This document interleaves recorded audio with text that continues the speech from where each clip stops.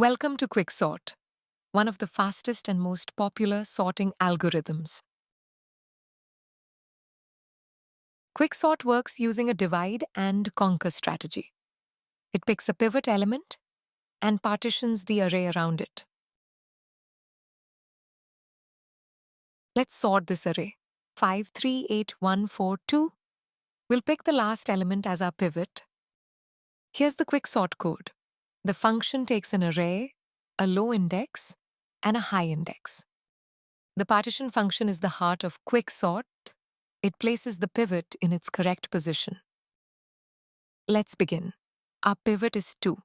The goal is to move all elements smaller than 2 to the left and larger to the right. We scan from left to right. 5 is greater than 2, so we skip it. No swap needed. 3 is also greater than 2. Skip it too. 8 is greater than 2. Skip again. 1 is less than or equal to 2. We swap it with the element at position I, which is index 0. Now we swap the pivot into its correct position. We swap 2 with the element at index 1. Pivot 2 is now in its final sorted position at index 1. Elements left of it are smaller. Elements right are larger. Now we recursively sort the left subarray, which is just the element 1. It's already sorted. Next we sort the right subarray. 8, 3, 5, 4. The pivot is 4. Scanning 8 is greater than 4. Skip. 3 is less than or equal to 4, so we swap 3 with 8. 5 is greater than 4. Skip it. Now swap pivot 4 into position. Pivot 4 is now sorted. We have subarrays 3 on the left and 8, 5 on the right.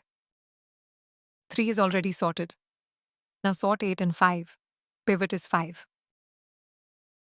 8 is greater than 5. Skip. Swap pivot 5 into position. 5 is sorted. Finally, 8 is the only element left, so it's sorted too.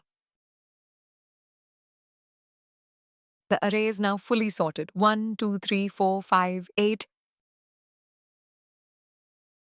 Quicksort has an average time complexity of O of n log n and worst case O of n squared. It's in place and very efficient in practice.